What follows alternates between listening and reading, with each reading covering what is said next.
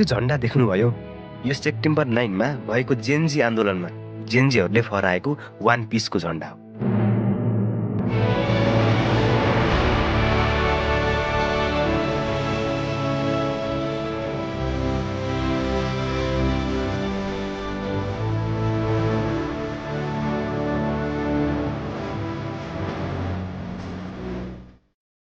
हो साथीहरू, लुफीको झन्डा लिएर करोड सरकारलाई नै गियर 5 हान्न निस्केका थिए, तर सफल पनि भयो। यो झन्डा एउटा most love Japanese anime one पिसको हो। एउटा एनिमेले रियल लाइफमा कतिसम्म इम्प्याक्ट पार्न सक्छ भन्ने कुरा हामीले यो कुराबाट बुझ्न सक्छौँ। आजको यो भिडियो एकदमै स्पेसल हुनेवाला छ। यो भिडियोमा नेपालमा एनिमे कसरी आगो बनेर फैलिरहेछ भन्ने कुरा बुझ्नेछौँ। सो अब ढिला नगरी भिडियो स्टार्ट गरौँ। एनिमे कार्टुन नभएर एउटा जिन्दगी बनेको छ। धेरै मान्छेहरूलाई मोटिभेट गर्ने एउटा फ्याक्टर बनेको छ। सर्वप्रथम 1963 मा एस्ट्रो बोयले टेलिभिजनमा पहिलो एनिमे सिरिज ल्यायो र त्यसपछि एनिमेको कथा सुरु भयो।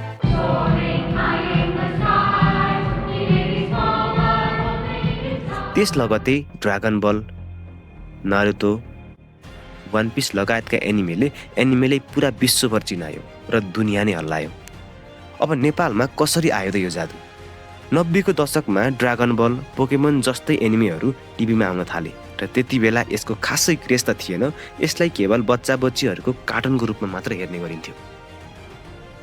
पछि इन्टरनेट आयो र त्यसको लहरसँगै फेसबुक, युट्युब अस्तित्वमा आएका थिए र त्यसपछि एनिमेको ग्रोथले पछाडि फर्केर हेरेन।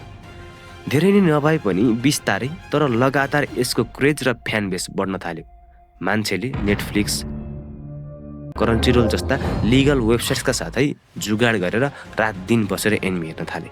अहिले 2025 मा नेपालको एनिमे मार्केट गुगल अनुसार $3.56 मिलियन पुगिसक्यो। थिएटरमा जापानिज एनिमेहरू रिलिज हुन थालिसकेका छन्। Demon Slayer Infinity Castle, Chainsaw Man Reze arc जस्तै हालसालै रिलिज भएका एक्जाम्पल्सहरू हुन्।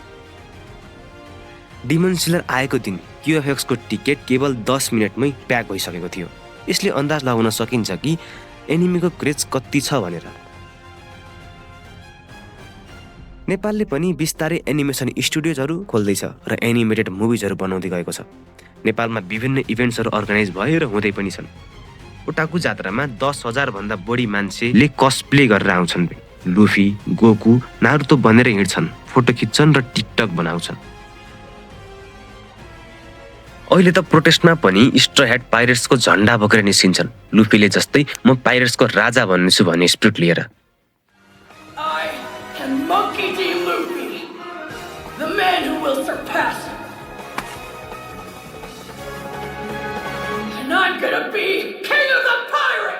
साथीहरू, एकपटक सोच्नुहोस् त, जुन दिन सिंहदरबार अगाडि लुफीको झन्डा फहरायो त्यो दिन कुनै कार्टुनको झन्डा थिएन। त्यो त हाम्रो पुस्ताको आवाज थियो। हामीले सानैमा टिभी देख्यौँ। एउटा रबरको केटाले समुद्र पार गरेर विश्वको राजा बन्ने सपना देख्यो। हामीले हाँस्यौँ तर मनमा नै सोच्यौँ, मेरो पनि त सपना छ नि, किन नहुन सक्छ? त्यही सपना आज सडकमा उत्रिएको छ। त्यही सपना आज कस्प्ले गरेर जात्रामा नाचिरहेछ। त्यही सपना आज हलमा डिमन स्लेयर हेर्न लाइन लागिरहेछ। अनि त्यही सपना भोलि नेपालमै बन्छ एउटा विश्वस्तरीय एनिमे जसको टाइटलमा लेखिँदैछ मेड इन नेपाल।